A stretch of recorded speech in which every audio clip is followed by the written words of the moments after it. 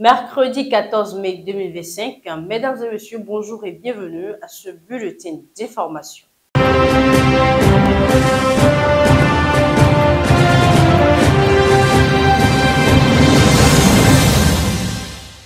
La nouvelle de la crise sécuritaire qui secoue la République démocratique du Congo depuis le week-end dernier, les rebelles de l'AFC et du mouvement du 23 avril mènent des opérations de bouclage à Goma et dans la ville voisine Saké dans l'est de la République démocratique du Congo. Ces opérations visent, selon eux, à retrouver les personnes détenant illégalement des armes et à lutter contre la criminalité grandissante dans la région. En seulement 3 jours, près de 300 personnes ont été arrêtées. Le groupe armé affirme avoir interpellé des soldats congolais, des miliciens Wazalendo, des membres présumés des FDLR ainsi que de nombreux criminels. Toutefois, ces actions suscitent de vives critiques de la société civile. Les habitants dénoncent des arrestations arbitraires, notamment de nombreux jeunes hommes arrêtés sans preuve ni raison valable. Stewart Mouido, membre du mouvement citoyen La Lucha, parle même d'une chasse à l'homme. Il accuse les rebelles d'aggraver l'insécurité en enlevant les civils alors qu'ils sont censés assurer leur protection. Les tensions montent ainsi autour des soupçons de recrutement forcé. Et pendant que Kinshasa accuse l'Alliance Fleuve Congo et le mouvement du 23 avril de violences graves, assassinats, exécutions sommaires et viols, le camp rebelle rejette la faute sur le gouvernement congolais, l'accusant de vouloir créer le chaos.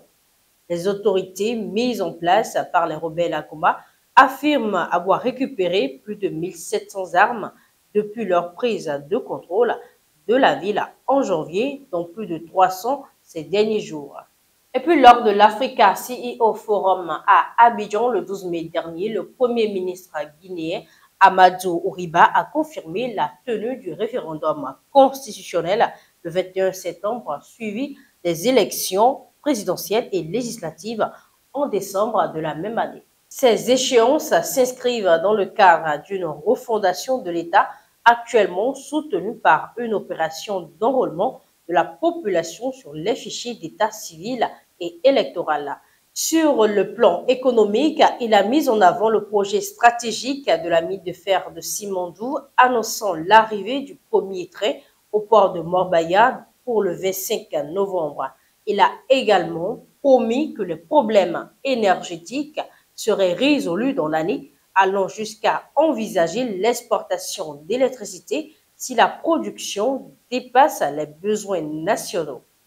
Cependant, aucune mention n'a été faite des fortes tensions politiques internes, notamment la disparition inquiétante de 2 figures de la société civile, Fonike Mengue et Mamadou Bioba, toujours portés disparus.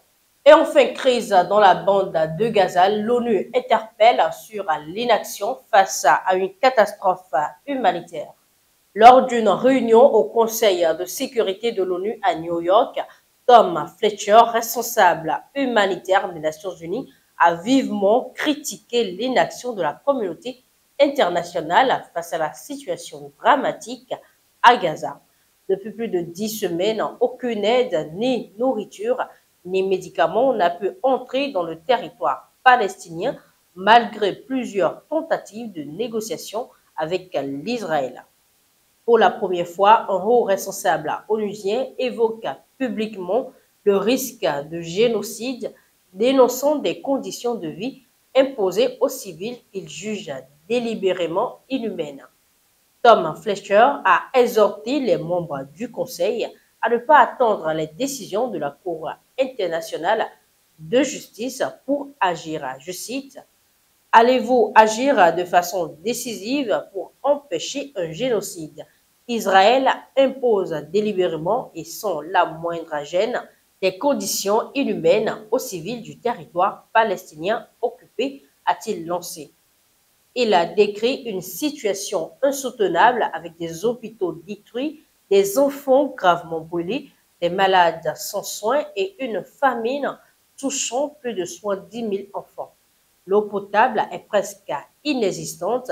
Les maladies comme la polio et le tétanos menacent de réapparaître et les vaccins manquent. Je cite, je peux vous dire, pour avoir visité moi-même ce qui reste du système de santé de Gaza, que la mort à cette échelle a un son et une odeur qui ne vous quittent pas. Comme une infirmière l'a décrit, des enfants qui crient pendant qu'on leur arrache de leur peau le tissu brûlé, a affirmé Thomas Fletcher. De son côté, Mostafa Barghouti, médecin et président du Secours médical palestinien, a dénoncé lui aussi la destruction totale des hôpitaux à Gaza et le silence des pays occidentaux. Je cite, c'est une situation extrêmement compliquée, d'autant que maintenant, nous commençons à voir une propagation des épidémies à cause du siège de Gaza. Lors des 112 derniers jours, Israël n'a autorisé aucun morceau de pain, aucun verre d'eau, pas même un cachet médicamenteux. Et là, on parle de famine et plus de 70 000 enfants sont à la limite de la mort à cause de cette famine, a expliqué Mostafa Barghouti.